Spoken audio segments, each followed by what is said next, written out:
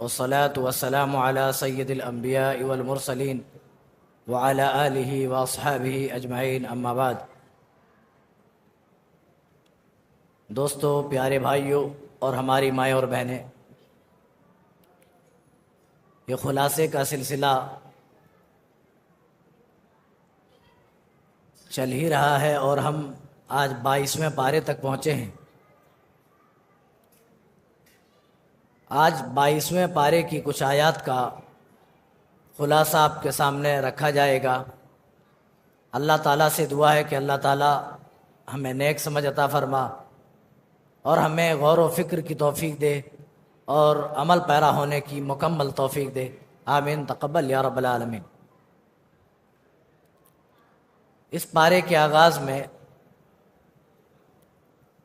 नबी सल्लल्लाहु अलैहि वसल्लम की बीवियों से खिताब किया गया है और इसके ज़रिए उम्मत मुस्लिमा की तमाम औरतों को एक हुक्म दिया जा रहा है। खिताब तो बराह रास्त नबी की बीवियों से है, लेकिन जो बातें कही जा रही हैं, जो हुक्म दिया जा रहा है, वो तमाम मोमिना औरतों के लिए है, तमाम मुसलमान ख़वातीन के लिए है। या निसा अन्नबी, ऐ नबी की बीवियों, लस्तुन्ना का अहदिम मिनन निसा, ऐ नबी की बीवियों, तुम आम औरतों की तरह नहीं हो। जिस तरह नबी का मकाम, उसी तरह नबी की बीवियों का भी दीगर औरतों के बिलमुकाबिल एक मकाम है, एक हैसियत है।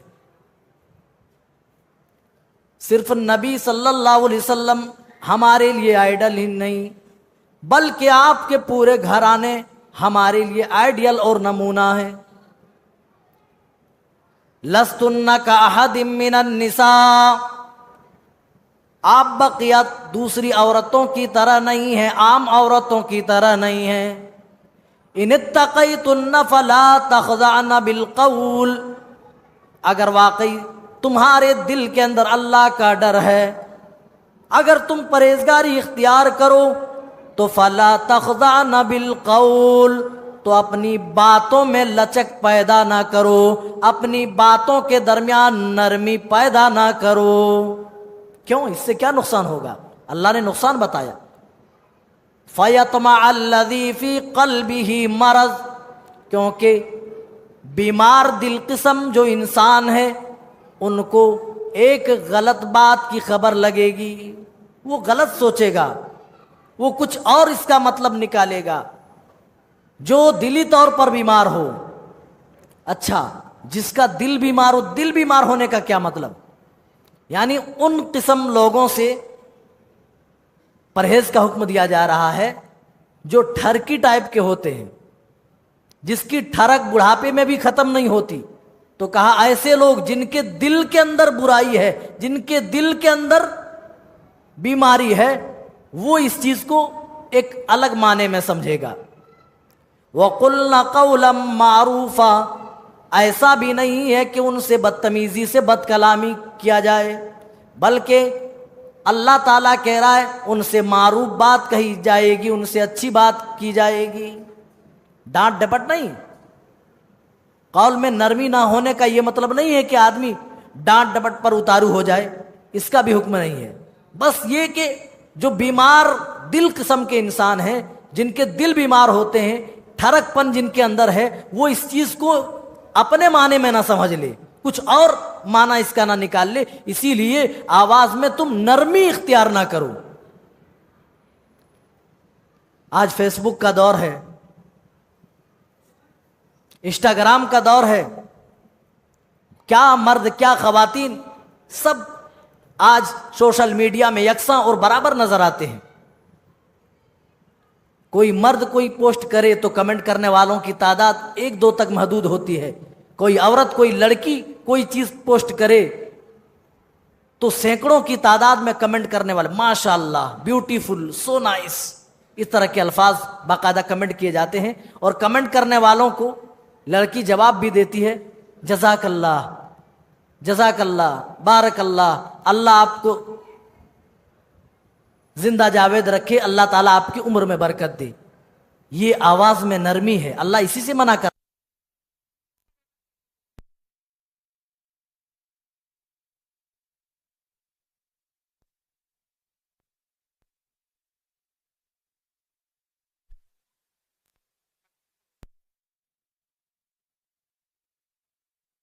तुम आम औरतों की तरह नहीं हो।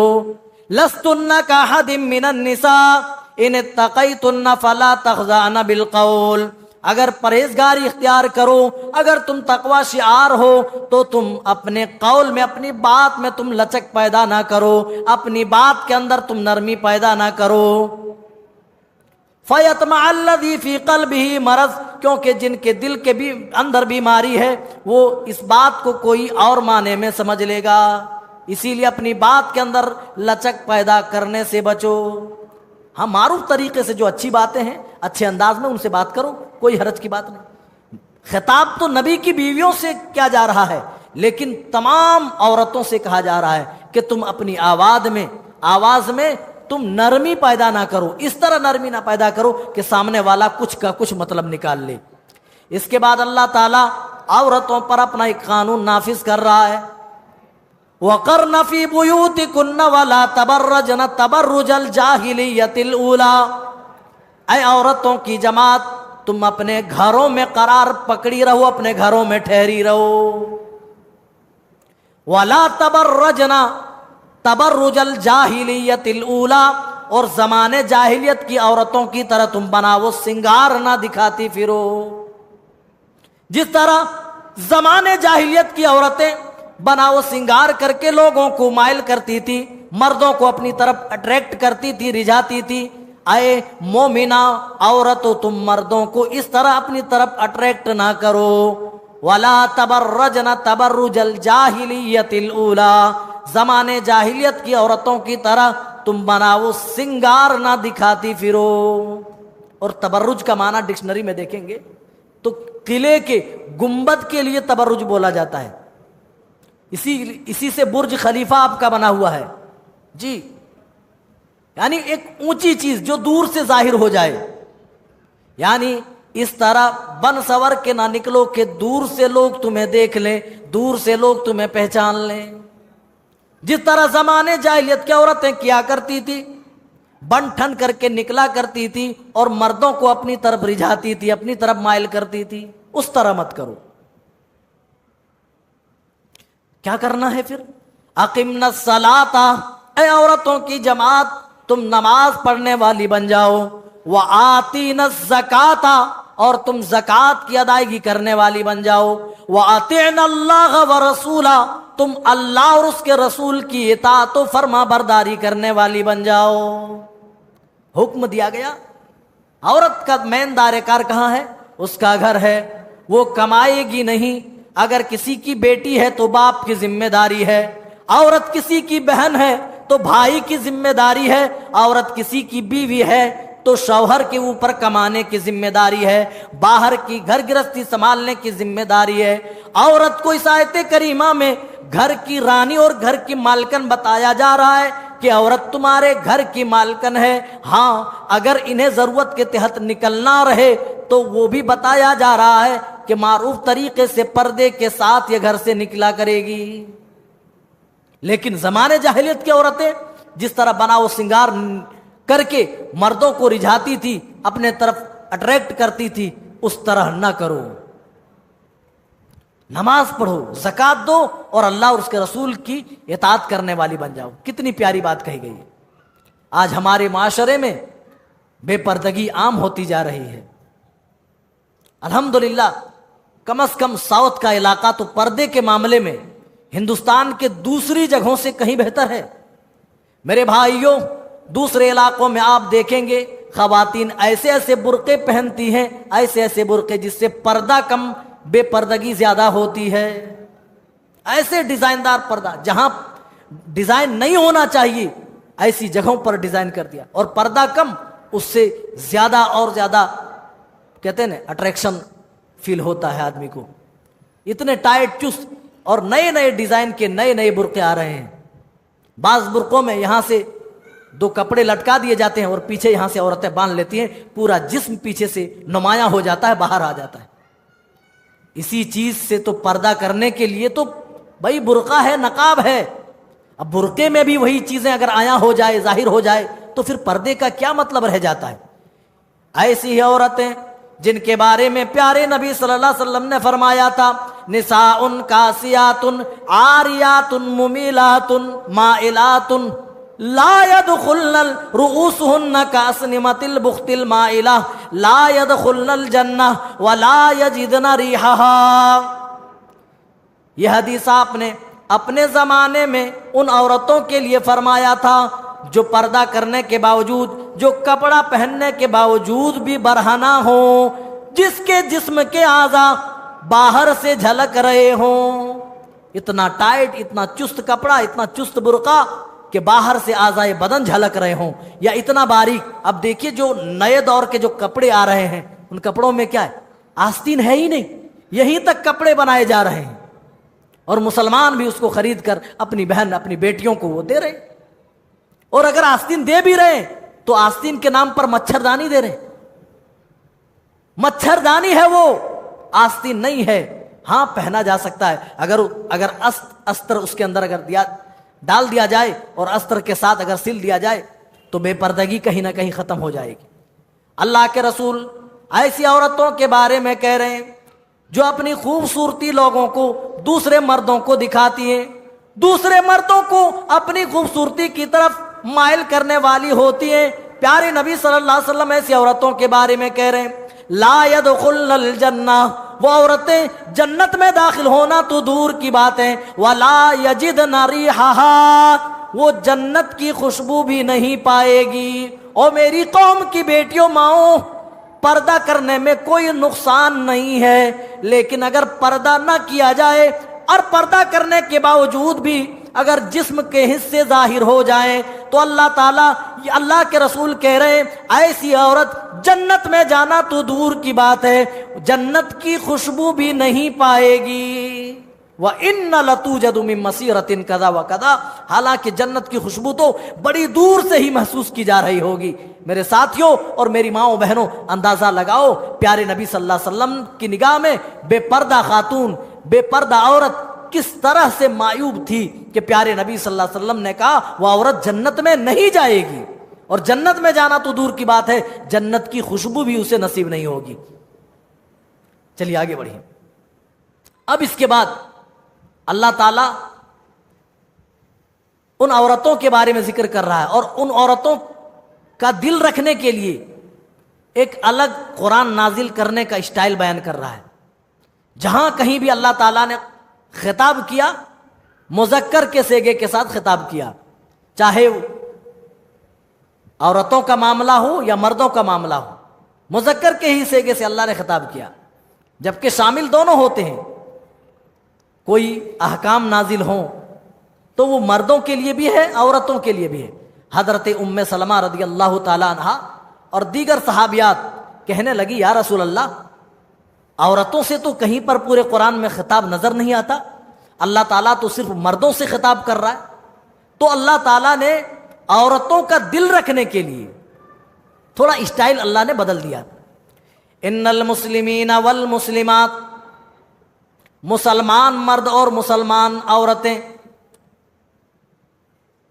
वल मुमिनीना वल मुमिनात, मोमिन मर्द और मोमिना औरतें, वल कानितीना वल कानितात, और इताअत करने वाले मर्द और इताअत करने वाली खातून, वस्सादिकीन वस्सादिकात, रास्तबाज मर्द और रास्तबाज औरतें, वस्साबिरीन वस्साबिरात, सब्र करने वाले मर्द और सब्र करने वाली औरतें। यानी जिन जिन चीजों के लिए मर्द को खिताब किया गया, उन्हीं उन्हीं चीजों के लिए औरतों से भी खिताब किया गया, ताकि औरतों को ऐसा ना लगे कि सिर्फ कुरान में मर्दों से ही खिताब किया गया है।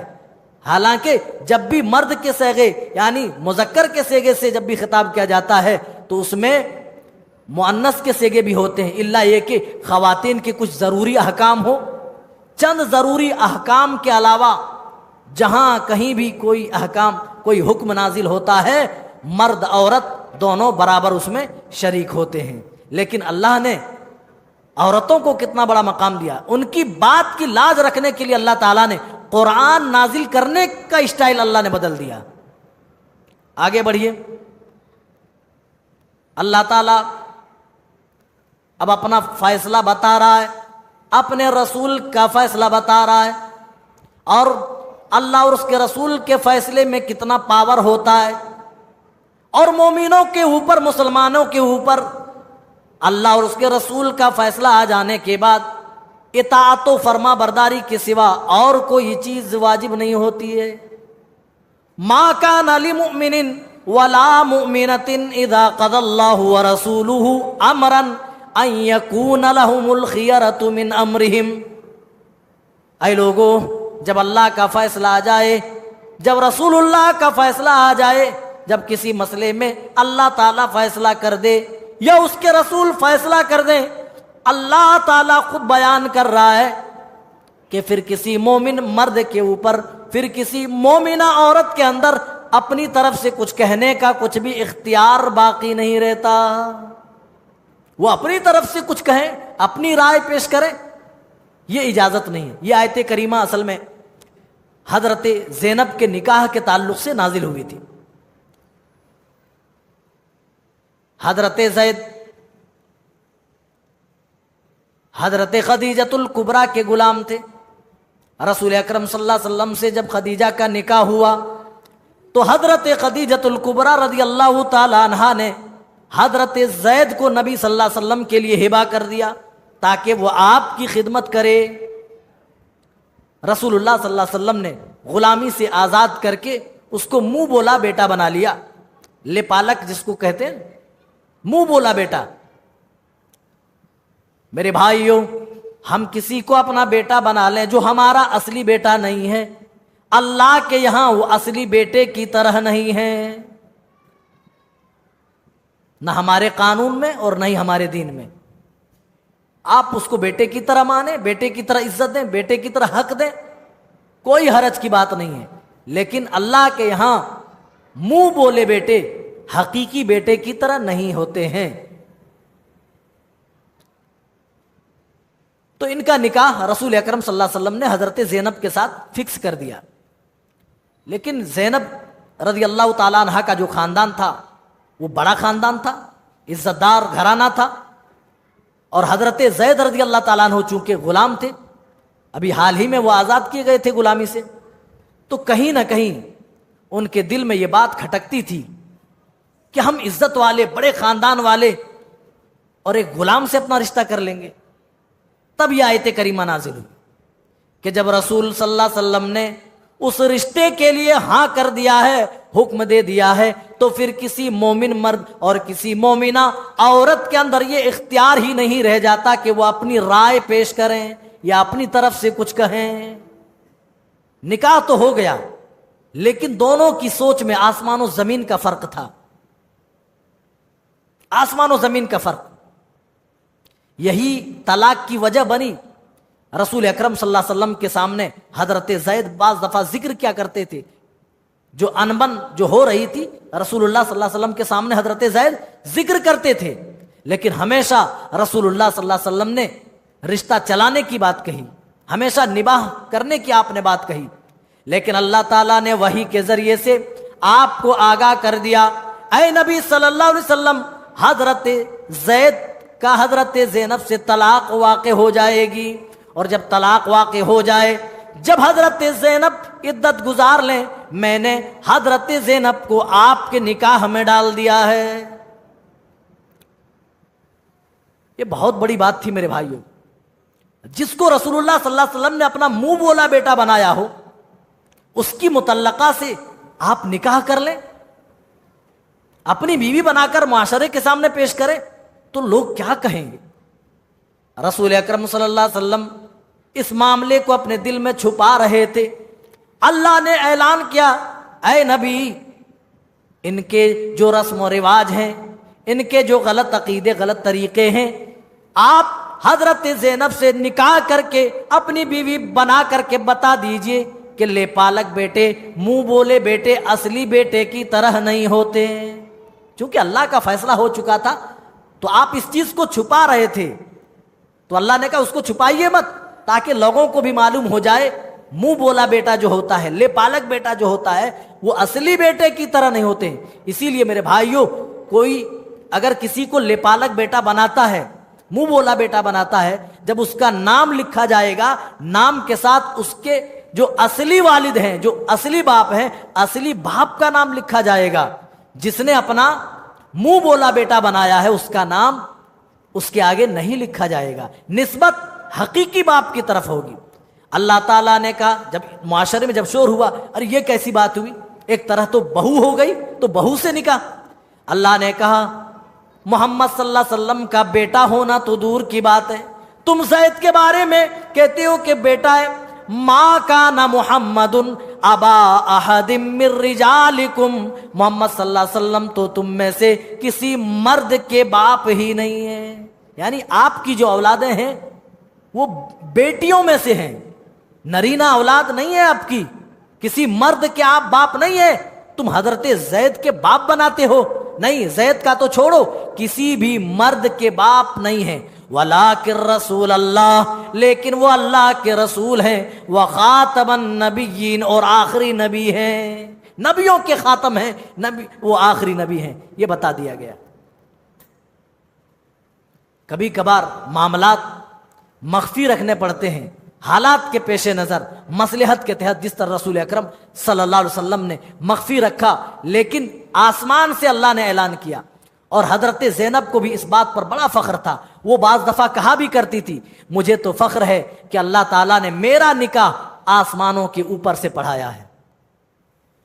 तो हजरत ज़ैनब के निकाह के लिए न कोई मजलिस मुनाकिद की गई, ना निकाह पढ़ाने वाला कोई आया, ना इस तरह के गवाह पेश किए गए, बल्कि अल्लाह ताला ने पढ़ा करके ऑलरेडी आपको बीवी बना करके दिया, ताकि इसके जरिए से जो पुराना रस्म व रिवाज था, लेपालक जो बेटे हुआ करते थे, अपने बेटे की तरह मानने का, वो रस्म व रिवाज टूट जाए, खत्म हो जाए। और आपसे कहा कि आप करके दिखाइए, आप पहल करिए। जिस चीज का रिवाज मुआशरे में ना हो, अचानक वो चीज आप कर दें, तो कहीं ना कहीं मुआशरे की निगाह में एक बड़े मुजरिम की शक्ल में आप देखे जाएंगे। ऐसा हर दौर में हुआ है, प्यारे नबी सल्लल्लाहु अलैहि वसल्लम के साथ भी ऐसा हुआ। और अल्लाह ने कहा कि आपको घबराने की जरूरत नहीं है, ये मेरा हुक्म है, लिहाजा आप मेरे हुक्म की तामील कीजिए। बस ये मत देखिए कि लोग क्या कह रहे हैं, लोग क्या कर रहे हैं, बस। तो इससे ये मसला साबित होता है कि मोमिनों को चाहिए कि अल्लाह की रजामंदी हासिल हो, अल्लाह को राजी और खुश करने के लिए वो काम करे, ना कि लोगों को राजी और खुश करने के लिए काम करे। चलिए और आगे बढ़ते हैं। अब नबी सल्लल्लाहु अलैहि वसल्लम का मकाम और मर्तबा बताया जा रहा है। अल्लाह ताला नबी के ताल्लुक से फरमा रहा है, या अय्युहन नबी इन्ना अरसलनाका शाहिदन व मुबश्शिरन व नज़ीरा व दाइयन इलल्लाहि बिइज़्निही व सिराजम मुनीरा। ऐ नबी, हमने आपको शाहिद बना करके भेजा है। शाहिद माने गवाह, आपको गवाही देने वाला बना करके भेजा है। प्यारे नबी सल्लल्लाहु अलैहि वसल्लम जहां अपनी उम्मत पर गवाह होंगे, वहीं पर बकिया तमाम लोगों के लिए कयामत के दिन गवाह देने वाले साबित होंगे, गवाही देने वाले साबित होंगे। यही वजह है कि हजरत अब्दुल्लाह इब्न मसूद जब आपके सामने कुरान पढ़ रहे थे, और जब इस आयते करीमा पर पहुंचे, फकैफ़ इज़ा जिना मिन कुल्ली उम्मतिन बिशहीद व जिना बिका अला हाउलाई शहीदा। हजरत अब्दुल्लाह इब्न मसूद का बयान है, फ़इज़ा अयनाहु तज़रिफ़ान, जब मैंने निगाह उठाकर नबी की तरफ देखा, तो नबी सल्लल्लाहु अलैहि वसल्लम इस आयत करीमा को सुनकर ज़ारो क़ितार रो रहे थे, ज़ारो क़ितार आंसू बहा रहे थे, और आप कह रहे थे, ऐ अब्दुल्ला बस करो, बस करो, रुक जाओ, अब मजीद सुनने की मेरे अंदर क्षमता नहीं है। ऐ अब्दुल्लाह इब्न मसूद रुक जाओ। आखिर उस आयत करीमा में कौन सी बात का बयान था? मेरे भाइयों, उस आयत करीमा में भी इसी गवाही के ताल्लुक से बात कही जा रही थी। ऐ नबी, उस वक्त क्या होगा जब हम हर उम्मत में से एक गवाह लाकर खड़ा करेंगे? फ़कैफ़ इज़ा जिना मिन कुल्लि उम्मतिन बिशहीद व जिना बिका अला हाउलाई शहीदा। और अये नबी, उस वक्त भी क्या होगा जब तमाम लोगों में हम आपको गवाह बनाकर पेश करेंगे। अल्लाह इसी गवाही की बात कर रहा है। इन्ना अरसलना का शाहिदा, अये नबी हमने आपको गवाही देने वाला बना करके भेजा है। हमारे कुछ भाई शाहिद का माना हाजिर और नाजिर से लेते हैं। ये तो कुरान की मानवी तहरीफ हो गई भाई। शाहिद का माना गवाही देने वाला, और रसूलुल्लाह सल्लल्लाहु अलैहि वसल्लम की गवाही कुरान की दूसरी आयत से भी साबित है। अभी पिछले पारे में 19वें पारे में आयत नहीं गुजरी, वक़ाल अर्रसूल या रब्बी इन्न कौमी इत्तखज़ू हाज़ल कुरआन महजूरा। रसूल सल्लल्लाहु अलैहि वसल्लम इस उम्मत पर गवाही देते हुए कह रहे होंगे, अल्लाह ये मेरी कौम के लोग हैं जिन्होंने तेरी किताब इस कुरान को छोड़ दिया था। जहां इस तरह शिकायत करेंगे आप शफात भी करेंगे, अल्लाह ये मेरी उम्मत के लोग हैं, अल्लाह हाँ इनके आमाल थोड़े कम हैं, अल्लाह हाँ इनकी गलतियां हैं, इनकी खामियां हैं, इनके पास गुनाह हैं, अल्लाह लेकिन तू तो अरहमुर राहिमीन है। अल्लाह देखो ये सही ईमान लेकर के आया है, सही अकीदा सही मनहज लेकर के आया है, अल्लाह मेरी उम्मत के इन अफराद को तू माफ कर दे, इनके गुनाहों को दरगुजर कर दे। रसूलुल्लाह सल्लल्लाहु अलैहि वसल्लम की शफात के जरिए से अल्लाह ताला जितनों के अल्लाह ताला चाहेगा गुनाह माफ कर देगा, दरगुजर कर देगा। तो शाहिद बनाने का यह मतलब है। लेकिन हमारे दूसरे भाई क्या कहते हैं, इसका मतलब है हाजिर व नाजिर होना नबी का, नऊजुबिल्लाह। यानी नबी हाजिर भी हैं, यहां मौजूद हैं, और नाजिर देख भी रहे हैं। ये कितना बातिल अकीदा है। अगर हाजिर व नाजिर का अकीदा, कहते हर जगह हाजिर व नाजिर है, मस्जिद में यहां हाजिर व नाजिर हैं, फिर इनकी मजलिसें खत्म होती हैं, ये खड़े हो जाते हैं, कहते हैं क्यों खड़े हुए, तो कहते हैं कि नबी आ गए। भाई जिस नबी के बारे में अकीदा ये रखा जाता हो कि वह हाजिर व नाजिर है, हर वक्त हाजिर हैं, भाई जो पहले से हाजिर हो फिर उनके आने का क्या मतलब रह जाता, वो तो ऑलरेडी पहले से हाजिर है। अगर ये अकीदा हम मान लें तो भाई किसकी जुर्रत है मस्जिद के मुसल्ले में आगे बढ़े। रसूल के होते हुए बड़े बड़े अजिल्ले अंबिया मस्जिद अक्सा में इमामत के लिए आगे ना बढ़ पाए। उनके मौलवी उनके अकीदे के मुताबिक नबी हाजिर हैं मस्जिद में और नाजिर देख भी रहे, इसके बावजूद भी उनका इमाम चल करके आगे नमाज पढ़ाता है। हजरत अबू बकर सिद्दीक रज़ियल्लाहु ताला, आपने फरमाया था अबू बकर को बीमारी की हालत में कि अबू बकर नमाज पढ़ाओ लोगों को, लेकिन जैसे नमाज में शामिल होने की खबर और भनक हजरत अबू बकर को लगी, हजरत अबू बकर पीछे पांव पलटने लगे थे। आपने फरमाया अबू बकर नमाज कायम रखो, नमाज जारी रखो, नमाज से पीछे मत पलटो, मैं नमाज आकर के पढ़ाने वाला नहीं, तुम नमाज पढ़ाओ, तुम नमाज मुकम्मल करो। हजरत अबू बकर जैसी शख्सियत नबी की मौजूदगी में इमामत कराने से पीछे हट जाएं, फिर किसी मौलवी को यह हक कैसे हासिल हो सकता है कि रसूल हाजिर हो नाजिर हो फिर भी वो नमाज पढ़ाए। कहीं पर इसी तरह की एक मजलिस चल रही थी, लोग खड़े हो गए सलातो सलाम के लिए कि भाई, तो उसने पूछा, वो सही ईमान व अकीदा वाला था, उसने पूछा क्या हुआ भाई क्यों खड़े हो गए, तो कहा नबी आ गए। कहा अच्छा जी, कहा हमें भी दिखा दो, मैं भी देख लूं, सहाबी बन जाऊं, अपने ऊपर जहन्नम की आग हराम कर लूं।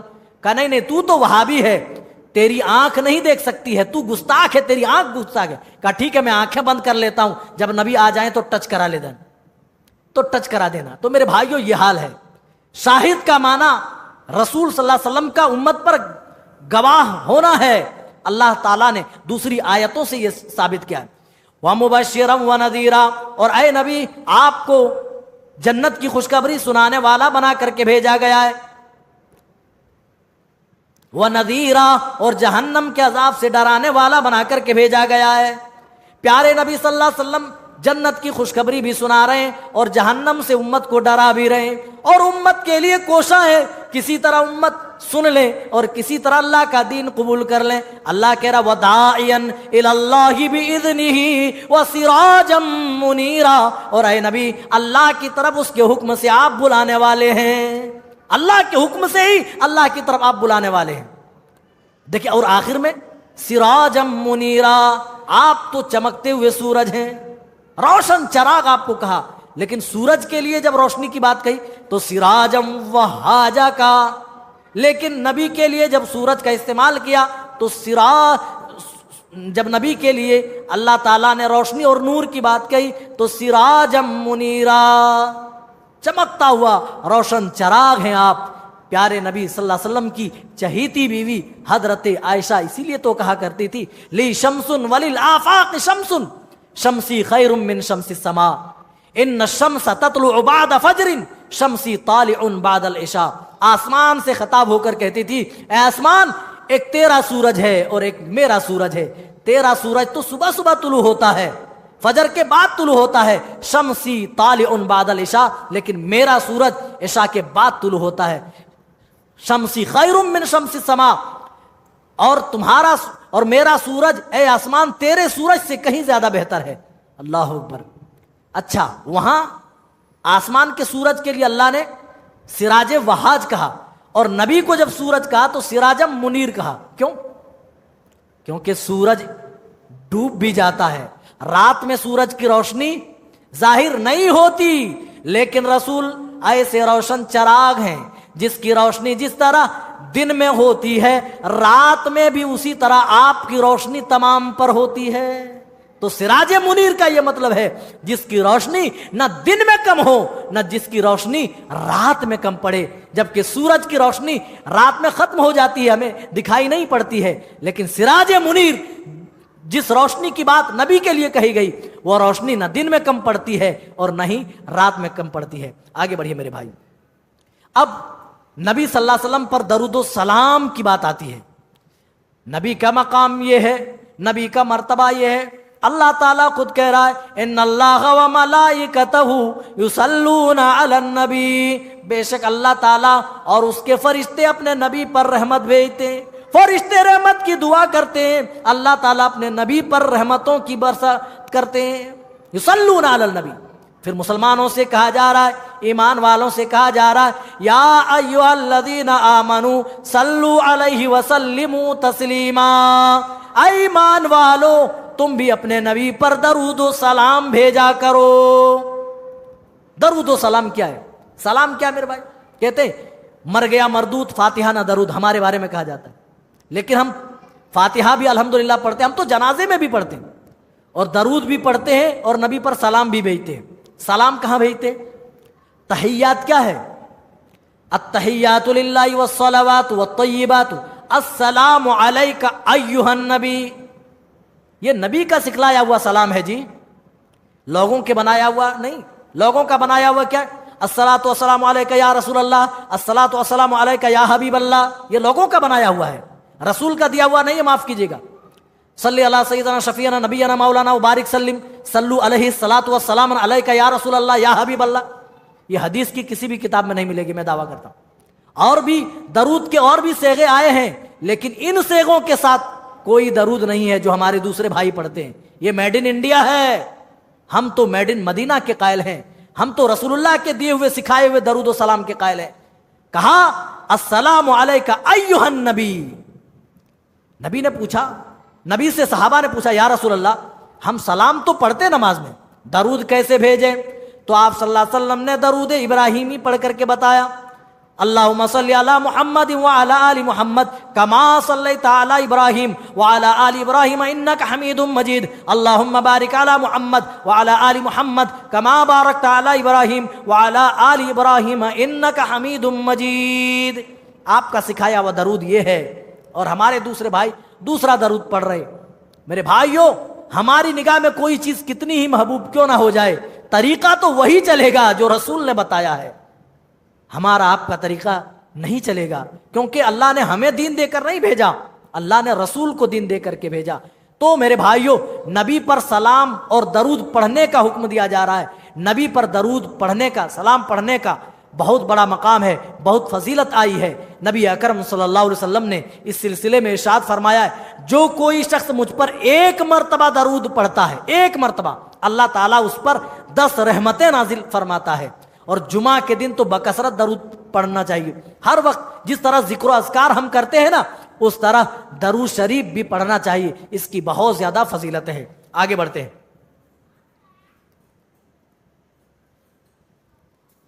एक मर्तबा रसूल अकरम सल्लल्लाहु अलैहि वसल्लम माले गनीमत तकसीम कर रहे थे, तो कुछ मुनाफिकीन टाइप के लोग आए और कहने लगे कि इस तकसीम में इंसाफ का ख्याल नहीं रखा गया है।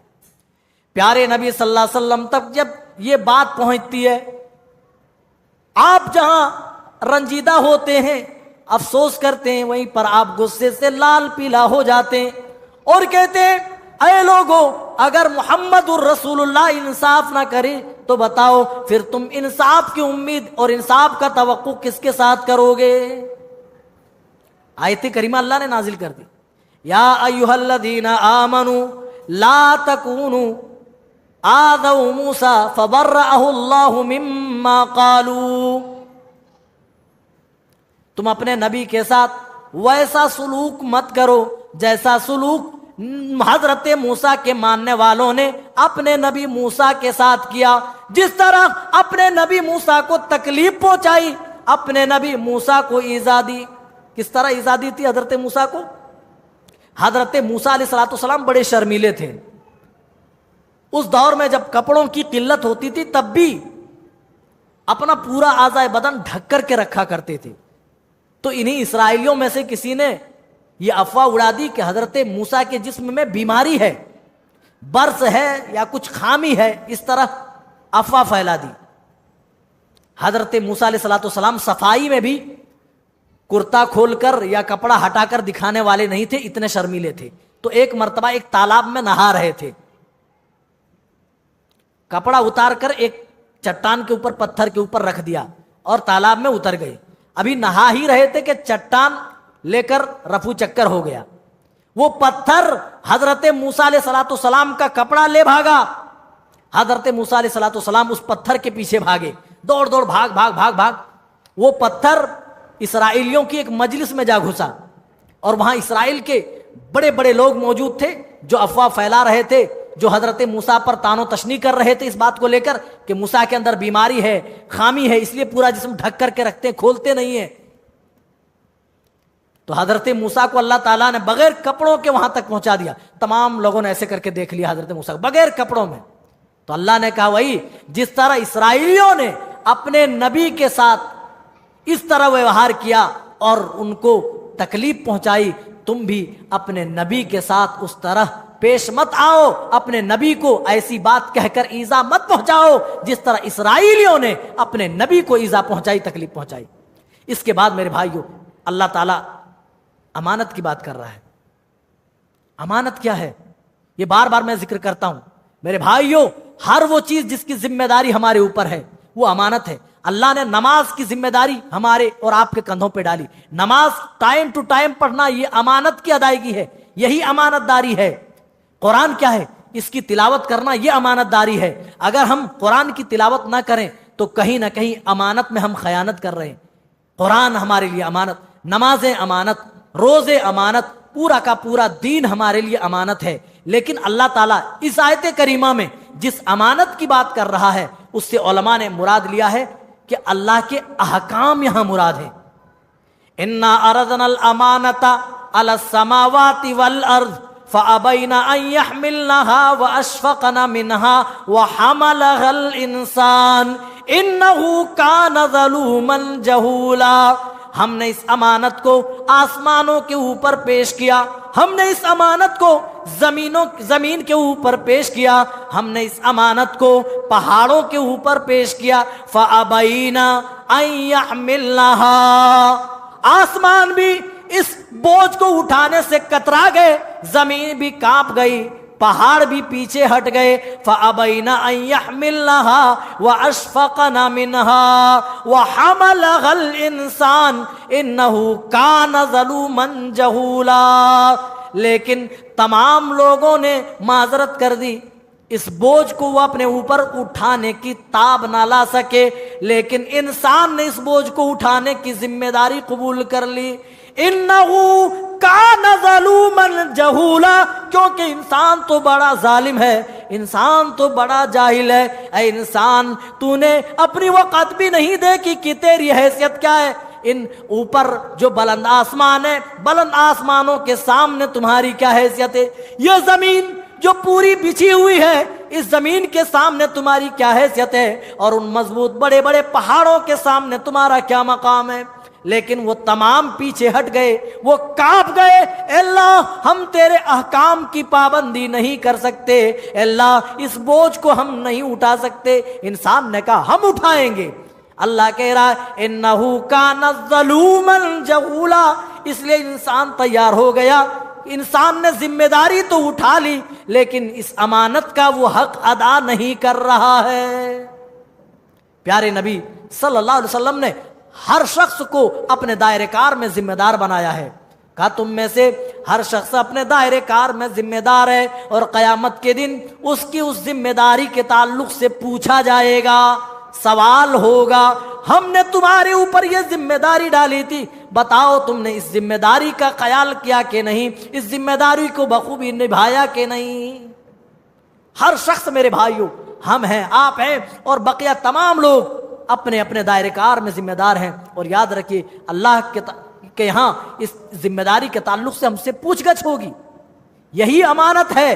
अगर हमने इन जिम्मेदारियों को बखूबी निभाया तो समझो कि हमने अमानत का पासो लिहाज रखा, और अगर इस अमानत में हमने थोड़ी भी गड़बड़ी कर दी तो याद रखिए कयामत के दिन अल्लाह की गिरफ्त से हम नहीं बच पाएंगे। कयामत के दिन जब पुलसिरात लगाया जाएगा तो अमानत और रहम पुलसिरात के दाएं बाएं ये खड़ी हो जाएंगी, और जिन्होंने अमानत का ख्याल नहीं किया होगा, जिसने अमानत में खयानत की होगी, मेरे भाइयों ये दोनों, ये अमानत उसको पुलसिरात से गुजरने नहीं देगी।